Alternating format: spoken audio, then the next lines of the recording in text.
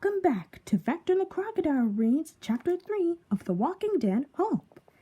I'm Vector the Crocodile. Now let's continue where we left off. What low light seeped through the open door now shone over the decaying walker, its enormous mass preventing Clementine from escaping its grasp. His clattering teeth near her face, a foul stench emanating from its mouth. With a yelp, Clementine raised her left arm protectively in front of her face. A loud ripping noise erupted from her torn sleeve, followed by Louis's yell. "Clementine!" A sickening crunch was heard by Charles. Struck the walker's head on its side, and the corpse went limp on top of her. Grunting, and with the help of her husband, Clementine pushed the walker off of her. She sat up on the floor and took a deep breath, closing her eyes. "What just happened?" Louis exclaimed, his eyes starting from the dead walker to his wife. "I slipped, and the walker got the jump on me," she replied, using one of the shelves to prop herself up. Louis blinked rapidly, sitting his chair leg against the door and helping her up. "You could have died, Clementine," he practically yelled, throwing his arms up in the air. "But I didn't, okay?" she defended herself. As she passed him, Louis took her arm and lifted it, showing her torn sleeve. "And what's this?" he whispered. "They almost took a chunk out of you, Clem." "I just lost my footing, Lou," she said, looking down dejectedly. She rubbed her arm, brushing past Louis and walking into the convenience store. AJ and Violet were at the door, their weapons at the ready.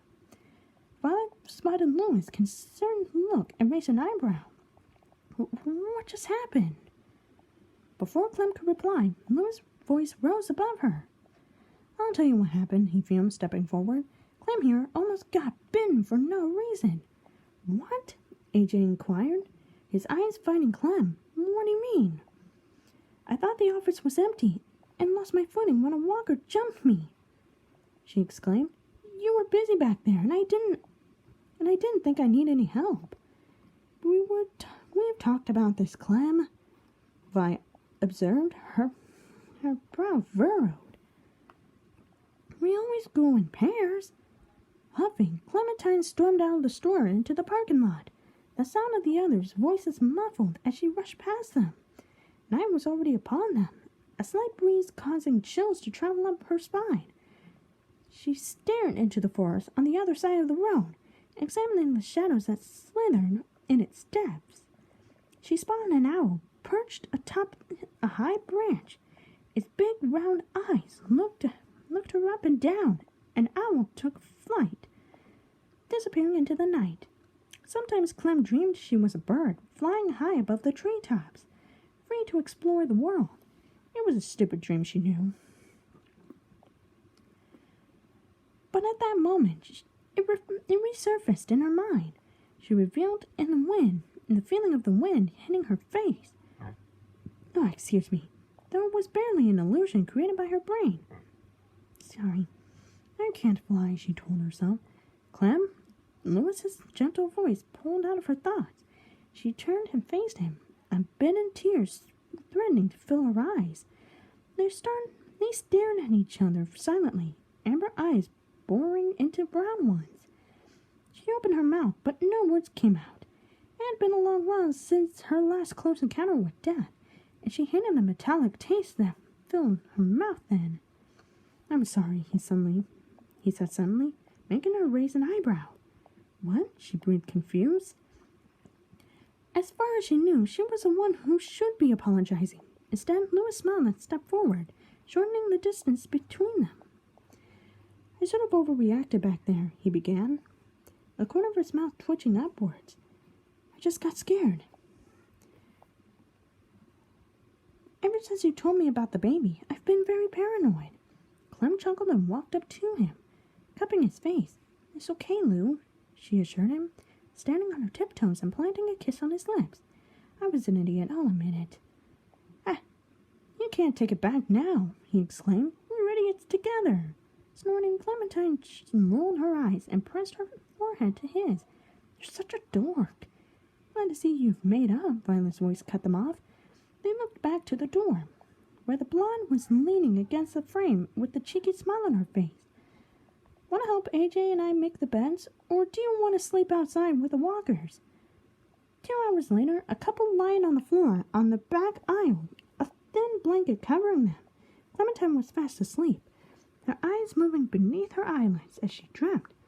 Louis looked at her from his side of the makeshift bed, a sloppy grin on his face. He wondered what his wife was dreaming about, now that her nightmares have subsided.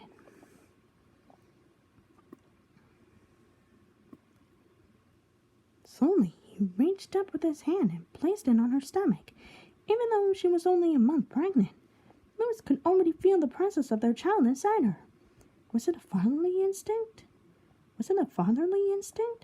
He thought. Whatever it was, he was glad it was there. Making sure she was asleep, Louis cleared his throat and leaned forward. "Hey, little one, I'm your dad," he began in a low voice, already feeling silly for doing such a thing. "I can't believe you're growing inside Clem, but I'm super glad you are. I want you to know that no matter what happens, I will always protect you. You don't need to worry, okay?" he whispered, drawing small circles with the palm of Clem's stomach. Slowly, he leaned in and planted a soft kiss on her belly, smiling when he noticed the goosebumps forming on the skin of his lips had touched. Lying back down, Louis closed his eyes and sighed. He had meant what he said. He would protect this baby with everything he had, with a grin on his face. He finally drifted off to sleep, though Clementine was holding their baby, filling his mind. He didn't realize that Clem's eyes were wide open, staring levelly at her husband and thinking about his little speech. At the break of dawn, the foursome had already packed up and began the rest of the journey, wiping the sleep off their tired eyes. And this is where we'll stop for part 2. Stay tuned for part 3 of Vector the Crocodile reads Chapter 3 of The Walking Dead, Hope.